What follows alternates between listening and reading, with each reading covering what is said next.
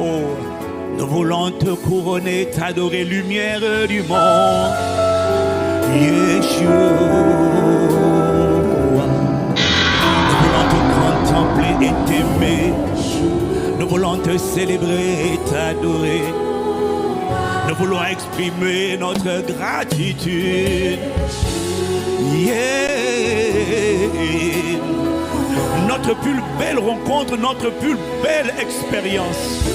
Amour de nos vies, héros qui sauve, rédempteur, bienfaiteur, bouclier, bien-aimé, rocher, allégresse, forteresse, avocat, médiateur, intercesseur, bâtisseur, fondement, bouclier. Oh.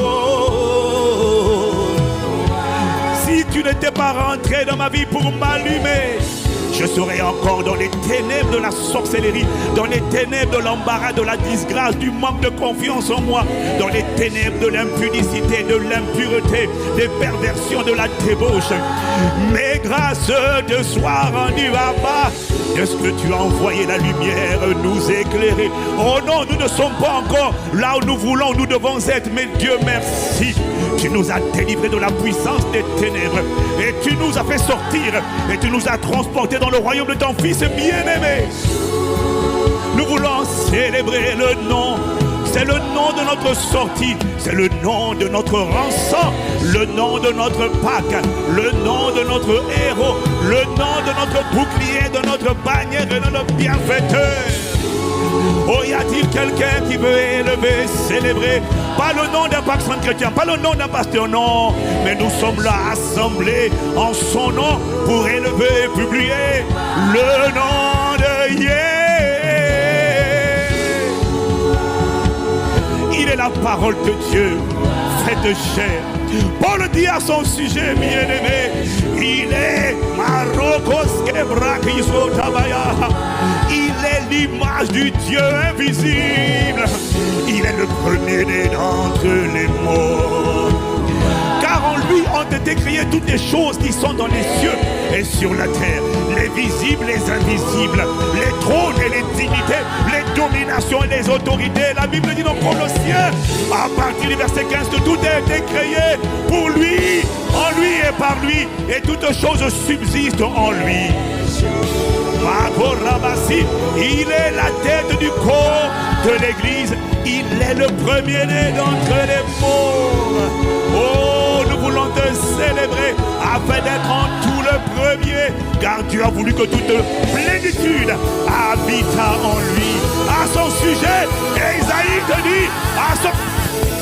te dit à son sujet, oh, méprisé et abandonné des hommes, homme de douleur, habitué à la souffrance, semblable à celui dont on détourne le regard. Nous n'avons fait de lui aucun cas, nous n'avons pas calculé. Israël ne l'a pas calculé, ils n'ont pas fait attention à lui. Alors que la Bible dit, mais cependant, il était brisé. Et cependant, ce sont nos douleurs, ce sont nos souffrances qu'il a portées. C'est de nos douleurs qu'il s'est chargé. Nous l'avons considéré comme méprisé, frappé, humilié, puni par Dieu.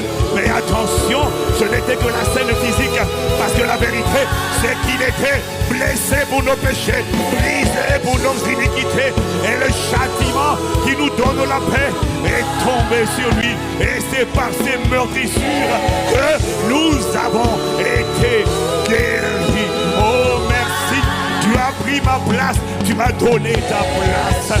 Oh, tu as pris, Seigneur, mon esclavage, tu m'as donné ta royauté. Oh, yeah.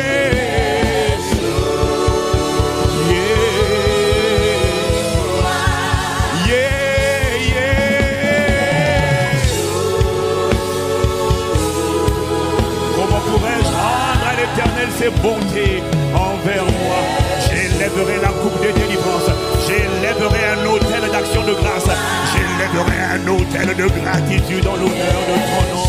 Oh Seigneur, quand j'ai vu les photos de mon enfance, il n'y a rien qui pouvait prédire qu'un homme insignifiant, sur lequel personne n'avait parié, sur lequel le diable n'avait pas misé.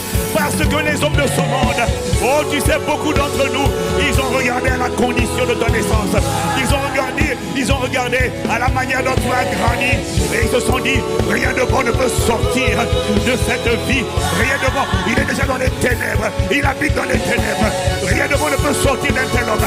Rien de bon ne peut sortir d'une telle femme. C'est parce qu'ils ne savaient pas que ma vie allait rencontrer la lumière.